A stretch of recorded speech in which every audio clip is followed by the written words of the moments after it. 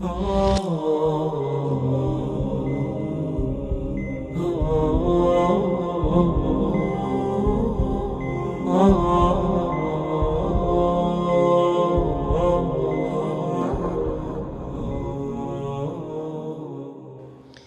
الله الرحمن الرحيم وبه نستعين. إن شاء الله تعالى لو حلقي دادينا تواكردني بابتي مسند إليه لحالتي حذف ذكري ده. طبعا حلقة كيدي باسي وما كرد مسند إليه كمبتدا وفاعلة يعني أويك نيابي أوان دكا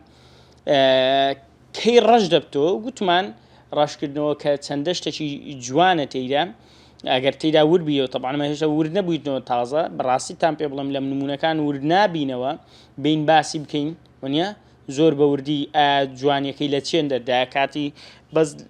بقصد هات مسق سکی عبدالقادر جرجانی او زانای گوری لو هادله ونیا قوت ماشي زور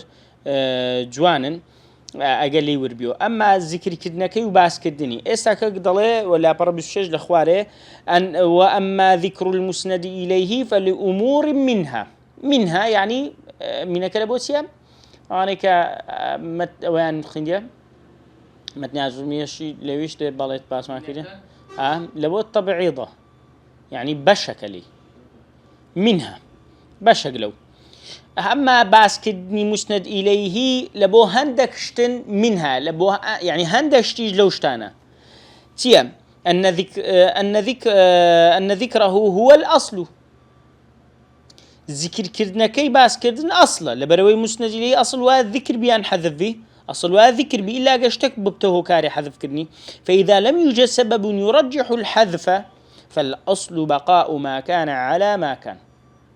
دكوات اگر بيتو سببك نبو حذفكي ترجيح بكات اوي كبرين والله حذف تاكترا او ترجيح ونيا من اللي بيو رأي راجح ماني بقول ندلي كاكا لفقه دا او رأي ماني كامل رأي تنسى راجحة يعني كاميان رأي تاكترينا لو ده يرجح الحذف فالأصل اويك حذفكي بكاتا ترجيح بكاو بتاكتري دابني فالأصل بقاء ما كان على ما كان بلكو أصل واكا چون بو أصلي خوي كأصل خوي مسند إليه بعض ذكره دكواته هذا وحالي يقره باشا أما أو أصلك أما جاري واهي بعض ذكين بلان باس كردنكي تنها أوني لبروي أصلا بلكو معناي زياتري تدا باشا هو كاري زياتر لبشتويتي مثلا يقلو أنا زيادة تقرير المعنى وإيضاحه أتو كاتك باسي دكي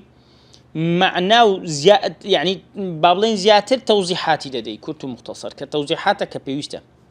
كما في قوله تعالى أولئك على هدى من ربهم وأولئك هم المفلحون ليه ردات مان زيادة نالين زيادة لو مستدلين زيادة ونيا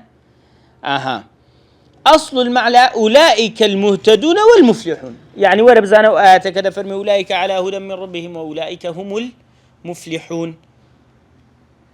باشا أوانا دفرمي خوا دفرمي أوانا لسر هديق للان خواوا الريونيشان الريك ومنهجك وأولئك هر أوانا سن كمفلح سركوتون باش ضلي كرت مختصر يعني أولئك المهتدون المفلح والمفلحون أوانا كمهتدن رنشان كراون الرنشان دراون يعني وروها سركوتون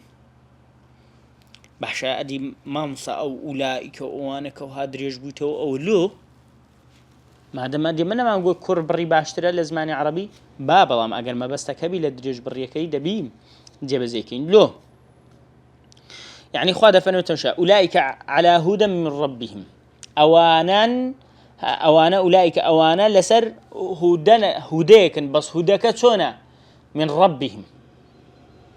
ري نشان دارك كخوال بويدان عينه دكوات خود كرا أولئك على هدى أوانا لسنا لسر راستن و بلام هداك سن لشي ووريان قرتيا هداك مصدركي تيا ربك أنا دكري كابرا بيت سري الراس يعني ما بس مسري الراس نق مسلماني تو كامل وكو هدى وكو أوك إيمان وإسلام وعمل وهموي نا يعني كابرا من هي مسيحيش بكاكا هاد نري مسلمان مسيحي بكاس كاري تاك دكاينا هي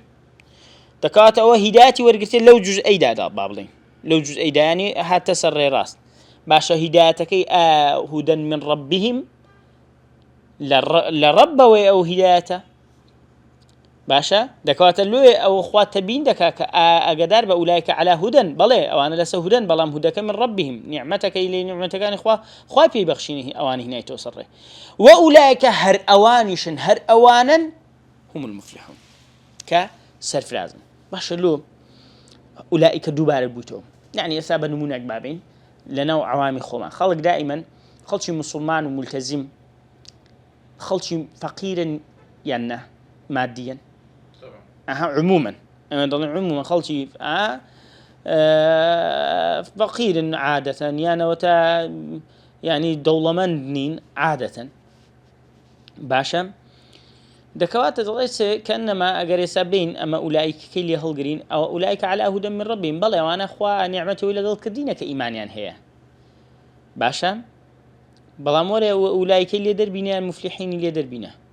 أو بلام سرفرازنين بلام ليرة داتن خوا ضلي إيمانك كمان بيبخشينا ما ناس تصري بلام لسري أوانا براوشن بونيتو إيمانك أخوا بابلين بيتي دايا بلام دي بفقيريش بجي خلق واقمان بي باهيدي إسفادينيا نخير هر أوانا كمفلحشن دكواتا دائما أو قصي كذكري كمسلمان وإنساني ملتزم بفقير ويان فقير حال ويان وتبا كاسك كفرصتي لدس خويدا دوراي ونازانم تو إلى أو بابتانا إلى آخره كاك هروانا سركو في سرفرازن لو بتسه خوا فرم أولئك دوباره كرديتو لحقيا كبزاني سرفرازن عقدار أو نتيجة أو إيمان وهدايا لبو إفلاح أو دبا لبو مفلحي دبا لبو سرفرازي دبا ذكواتا شتشي تداني كمصيري شان لروجي دنيا دا لا قيامة داتيا آخرة دا أويه سركوتنا أصل المعنى وكباس ما أولئك المهتدون والمفلحون ولكنه عاد ذكر المسند إليه بلا مسند إليه كي دوبارك دوك أولئك لتقرير المعنى وتوكيده لبو زياتر توضيح دان وتقرير دان وتوكيد كردن طبعا توضيح أما هرين توضيح له مقصة كان العربي باشا وأنهم هم المختصون بذلك بلكو أوانا كاس مفلح بون وسرفرازي وسربرزي هلا بوانا أولئك دوباره كراوه حتى لبو من بتصفي بلا أولئك دوباره حتما هذا أوانا على هدى من ربهم يعني يستمشاك مثلا بانمونه شي أو يبينينو بابلين أواني كهداية ورقتها شرط أوان هالمفلح بن باشا مثلا كاكت بين الدنيا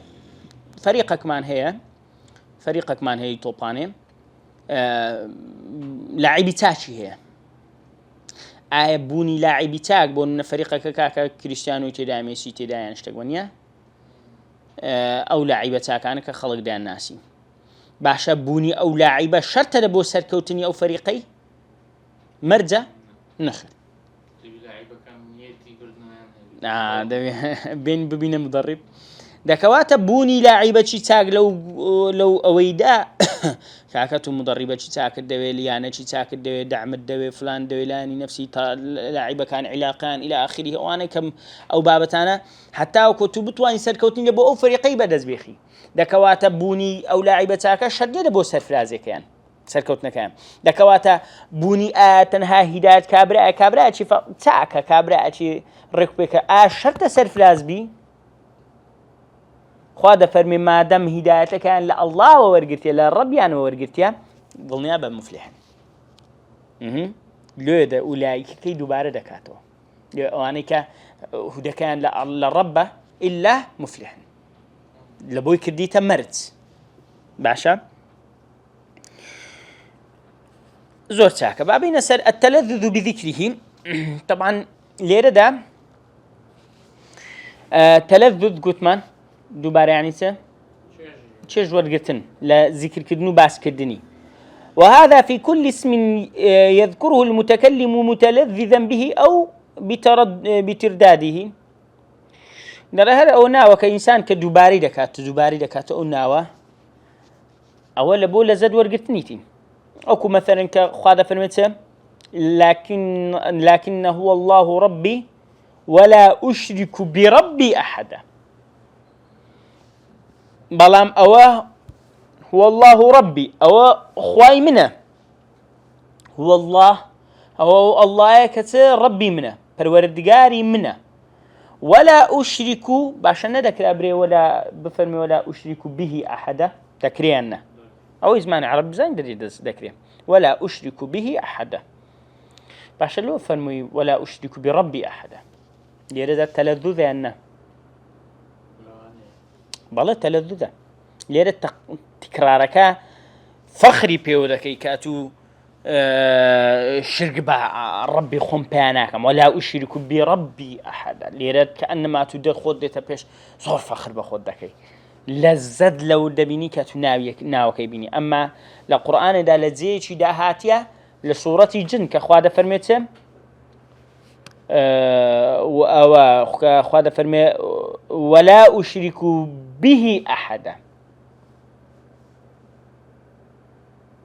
قل إنما أدعو ربي ولا أشرك به أحدا والله أعلم غلط منك البلاتك أوها بلا من تنها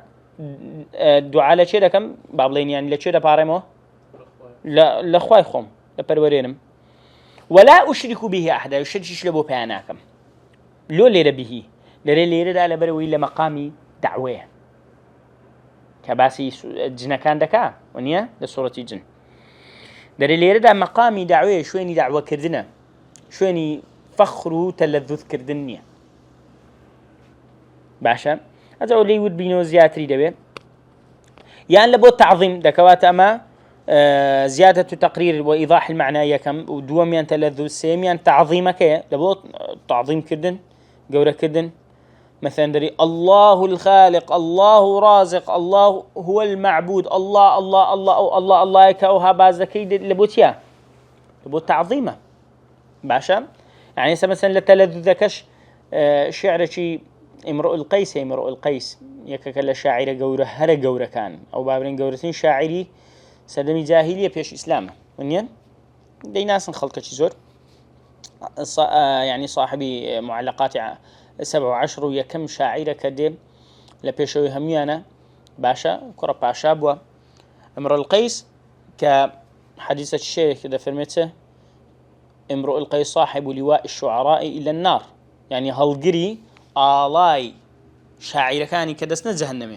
أو هالقري آلاي كان يعني شاعراني كدسنا جهنمه هم لبشتي امرؤ القيس لتن حديثك ضعيفة رواه مسلم لا والعياذ بالله ما بس هو رازني وإلا بيغم صاصة منا وتشبيني فلان دست جهنم وبتعبتي قدم وأنا يعني هذا النظم يعني بقول له أسلوب بيغم صاصة منا وشيته متابعي حديثك ما أكر حديثك ضعيف جدا لهذا الشيء النساء إسنادك ضعيف جدا باشا ذا لا أول شيء ده للشعر شيء ده زور خوش دي بازك درسه دل ديار لسلمى عافيات بذي خالي ألح عليها كل أسحمها الطالي درسه ديار لسلمى وتحسب سلمى لا تزال تراطلا وتحسب سلمى لا تزال كعهدنا ليالي سلمى إذ تريك منضدا أو منخصا يعني دي تسدك أو همو تبو سلمى سلمى سلمى وتحسب سلمى لا تزال كعهدنا وتحسب سلمى لا تزال تراطلا وتحسب سلمى وليالي سلمى سلمى سلمى لدو يقوه مسلماتيا تلذذك على بناه هناني سلمى ستاه باشا دكوات أواء للاشكا إذ كان المقام يحسن فيه بسط الكلام والتفصيل لو إلى مقام كيدا للتعظيم كيدا مثلا لهندك شوين دا لبو إيناسيا كتابة كيبا منا الامتاع والمؤانس إيناسا ويكا مثلا دام مؤانسي مني مؤانس إيناسي من دكي باشا دڵم پێت خۆش دەبی دڵم پێت مرتاح دەبی قسەم لە بۆ دەکەی هاو دەنگمی بەونەوە معنای پێ دەڵێن ئیناس الامتاع والمؤانسة هەیتمان يا أبو حياني كهي ابن حيانة باشا والله جاء كقول موسى حين سأله الله وقال له وما تلك بيمينك يا موسى كان جيني لبو إيناس مؤانسة كاتك جار وأدريج لك وذكري لك قال موسى هي عصاي باشا هي مسند إليه كي أن مبتدأك هي عصاي أو سيلة سراسة موسى أو دار عصايا كما نيدت وين بلا عصايا كما عصايا با أو دار عصايا كما أو كذا كرير رشكلاته بس لو دريج كده لبو لبسط الكلام بسط كلامك لبو سيا لبو إناسة والأصل أن يقول أصل جوايا كبليتي عصايا هسا ما بنا بلينكاك أو سيا آوة طو ناري أو ولكنه ذكر المسند إليه هي كبلام اسنديه كي باسك لإرادته البسط في الكلام لبرو ديويست دريش كاتو لقى الخواي ولهذا اتكى على المسند إليه ووسط الكلام لويا بشتي اتكى عيانيته وكأنما اتكى مثلا هكو بالي فقطو هاي اللي دكي اسامنوها او تسمكديه اتكعت على تفضلن اتكاء مكدي لسروي كرسيكي قولي كرسيكي أنا او اتكاء خو بال ذات سر مسند إليه كو كهي لإرادة البسط في الكلام ولهذا اتكى على المسند إليه وبسط الكلام ليه بسط الكلام أي يعني كما دين بسط يعني كدنو دريش كدنو فقال ليه قلت قال هي عصاي أتوكأ عليها وأهش بها على غنمي ولي فيها مآرب أخرى باشا ليه دغي أو دار عصاي كما واو يعني دريش جكاتو حضرت موسى دي زور خوشا قصي لقل خواي دكا ونيا أماش بين دريش دكينو وهر أخوة قبيشي فرما عصايك أشهر زيادة ونيا اللي بيخوا خود زاني عصايك ايتي باشا دكواتم أوش لا بابتي مسألة حذفك عفوا ذكري مسند إليهم دين سر متنكي نوتشوات ويدا ويعرف بالضمير استهاتنا سر دكواتا حذف ذكري تمان تواكر حذف ذكري مسند إليه من تواكر طواو أويك دين سر معرفة تعريف وتنكيري كان جينا مسند إليه معرفة بكي نكير بي هيت بيوستيك تدا هي أن سمعنا الشدها دلي ويعرف زاري بيد دلي بس تعريف ذكري كان جيني مسند إليه معرفة دلي بالضمير أما لا لما متني مسكة المراد ولا أجرميش باسم كديا ونيا لما أجرميش لكاتي مبتدا وخبر كباسم كد لمن ده مسكة المراد شو لكاتي مبتدا لبي مبتدا عادة قلت مانسيا معرفية ناس راوة عادة باشا دكواتا خوي أصل ومبتدا معرفة بي أجر نكير بولا بوما بستك كو قلت مان أصل وذكر بي أجر حذف بي لبوما بستك بلام أدي كان جيني بس معرفة أما خوش أشخال من نسيونيا أولا ضمير جيناو بمتصل منفصل ما دام لزيناو شات يعني معرفة قابلة يعني زيناو شو بين من الجزان ملبوشة والعلمية العلم اسم علم ناوي ناسراو ناوي ناسراوي إنسان بيا اسم مكان بناوي زيك بي وباسم الإشارة وناوي إشارة وهذا وهذه وهذا ذلك وتلك ونيا وهذان وهاتان وباللام ما بس بيتيا بألف لام لا أصل الألف لام لبو معلوماتك تان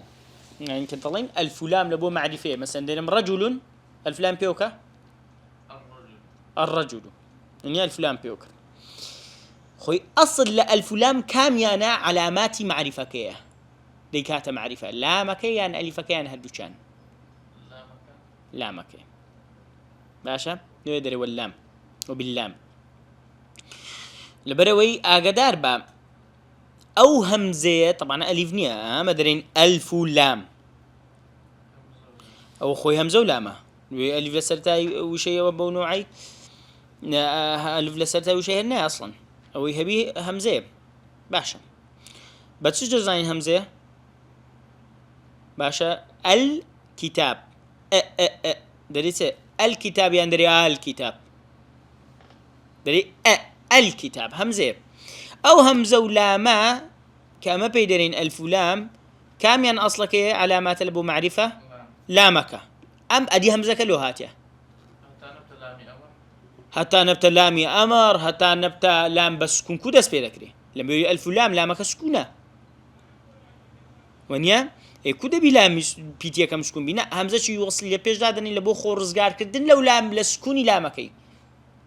باشا ودوات الفعل فعل مضارع وانا مثلا لامي امر معناه لامي تعليم معناه لامي ابتداء معناه او انا دسس الفعل كي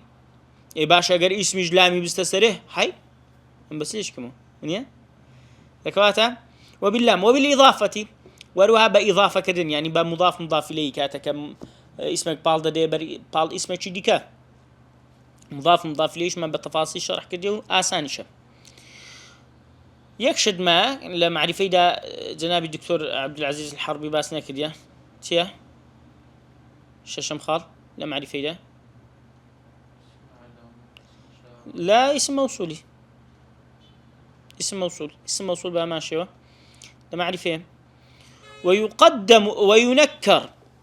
وينكر يعني تنكير ذكره نكير ذكره ويقدم بيش دخره ويؤخر باش دخره لأحوال تقتضي ذلك لبو هندك حالة كبيويست وايلي بكري دكوات مسند إليه استاكا ما حذف ذكر ماخين استاكا التعريف ذكري كأصل تعريف تعريفيش بوشتاني كباس ماكر والتنكير ذكري لبو ما بستك والتقديم ذكري أن تأخير ذكري لبو ما بستك مثلا تعريف المسند بالضمير إيضاح كي بين سر الإيضاح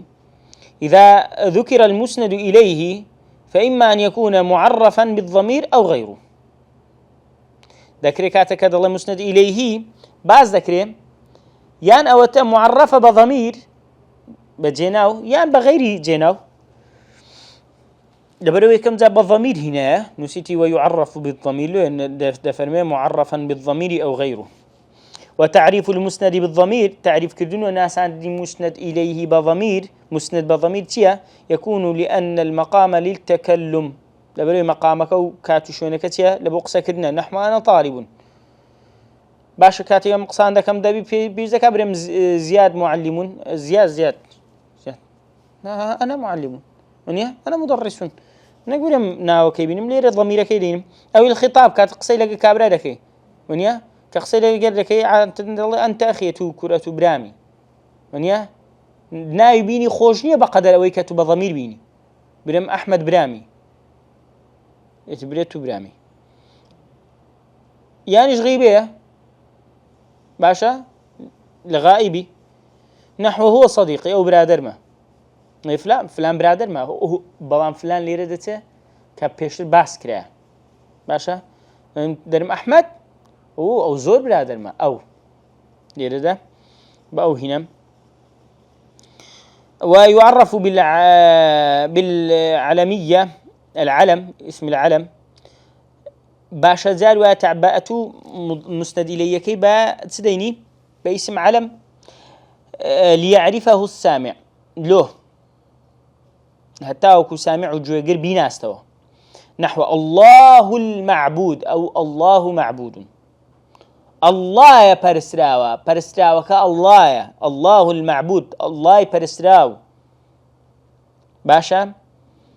لوي كسك بيناسنوا كاتكتو دكوات زور زار الناو تشيني هيك قلب ما بس كانتي كنا مسند ليك بازكي لو ناس نيوي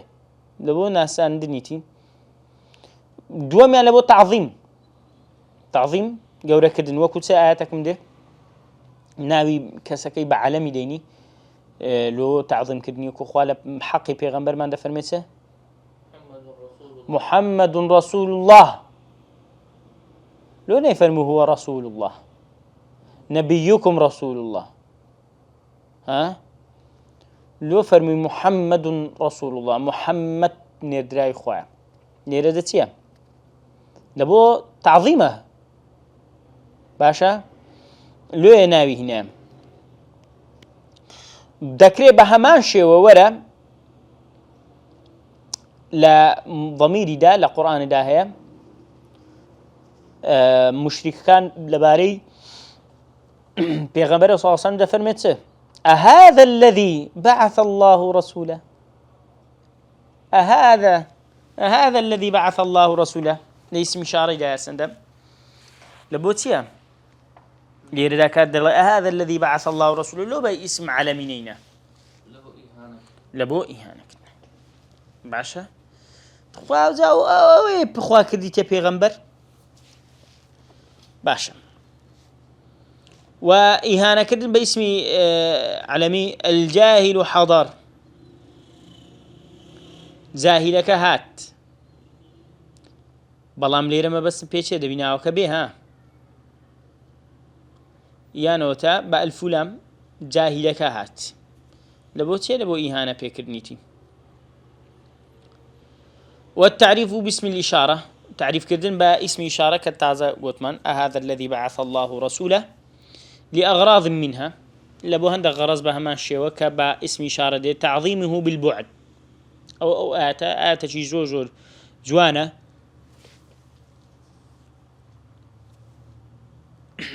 ببونن كخواد فرمي ذلك الكتاب ذلك اسم إشارة أو أكتبه لا ريب فيه جماني تدانية هدى للمتقين كهدايات لبو متقي كان باش ذلك اسم إشارة زين بو تبك هذه كوما دلين أويه دور إخواد فرمي أويه أو كتبه أويه أو كتبه كتب أوي تفسيري فلان أويه لو خوانا فرمي هذا الكتاب ونيا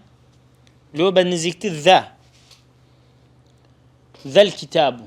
هذا الكتاب كاك ذاك الكتاب بوسط لبو ذاك لقى هذا فقيه ذاك لبو وسطه أما هذا لبو نزيكه أما ذلك لبو دورة إيه لو بوسط ذاك الكتاب لو دفرمي ذلك الكتاب لو لبرو لمقامي تيه نفي الشك هذا فرمي لا ريب فيه ريب يجلى باش تهموده ونيم كاتو تهمة لبو قرآن دابس دارج ريايا كلامي خوايا يعني كلامي بشرك يعني إنما يعلمه بشر أو بشرك فيريدك وعجمي وقصي شياطين وقصي جنوك كانوا سحر وجاد وشعر وها قصي شيته والعياذ بالله لهم وقسانه ليردا تهمة هي أنه باشا خواب فرمي ذلك الكتاب لا ريب فيه أن لا شك فيه لا ريب له لبرو لا ريب لدواي تهموده يعني أجا كابراك تهمة شي زوري لبو بكريه بري والله يقمان لو يداني والله وانيك فلان كزور كسي تاكا أتو ديري لا ريب لبو بكارديني أن لا شك لا ريب لبو بكارديني لبروي كابرا تهمة لبو كريه أما قد تهمة نكري بري والله فلان كسي تاكا فلان كسي تاكا تهمة لبو نكريه دري لا شك أو ذكوات لا شك ما دام لمقامي ردي شبهه لمقامي دور خصنوي جمانا خواد فرمي ذلك الكتاب أو كتابي دوري كزور دور لجمان لا ريب فيه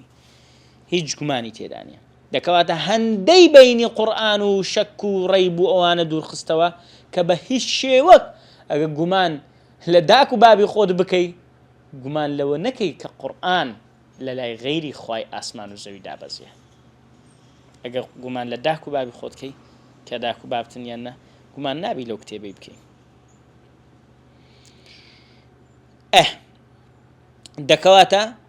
بلام لشون شكل لقرآن دا فرميته وهذا كتاب لتنزيق لقرآن دا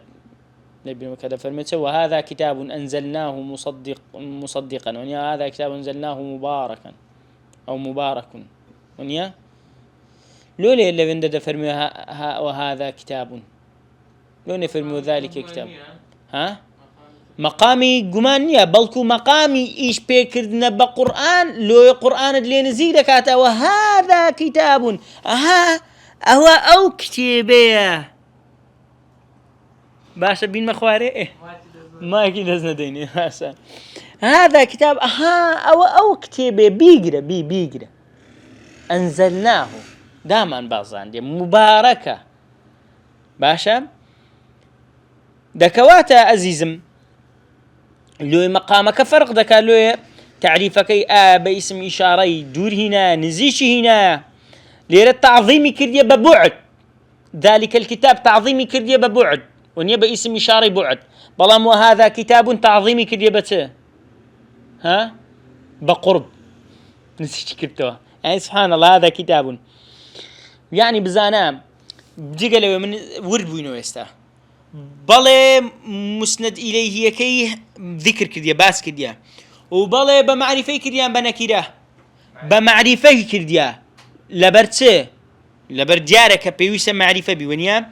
بتش كرديتي باسم إشارة ببعد كرديتي أم بقرب كرديتي ببعد كرديتي لبو تعظيم كردني ذلك الكتاب بلام هذا كتاب أنزلناه مبارك لردسيا تعظيمي كرديا بقرب كردني باشا أو تحقيره بالقرب يعني وتشتكي كان دينيا أو دستان تخوزوسيا تحقير لا حقارة لا بلدان ولا بابلين نزم كدنوي آسي وما هذه الحياة الدنيا إلا لهو ولعب هذا فرمي جاء وما الحياة الدنيا وما هذه الحياة الدنيا وما هذه الحياة الدنيا وما الحياة الدنيا ونيا وما هذه ليرة وما هذه الحياة الدنيا تخوا جاء أوتيه أو دنياتيه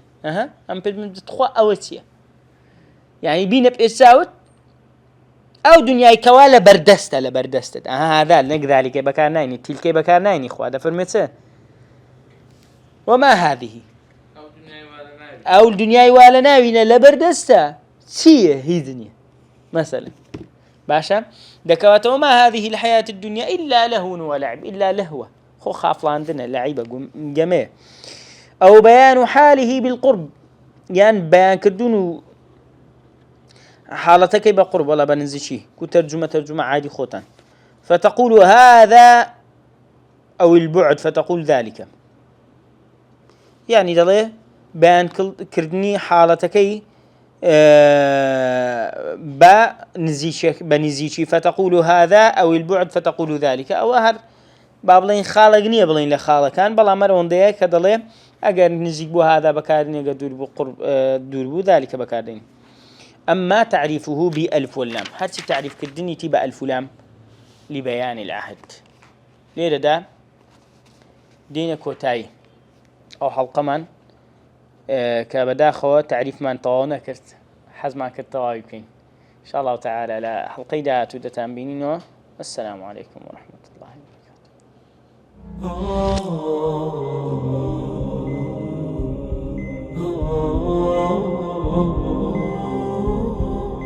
وبركاته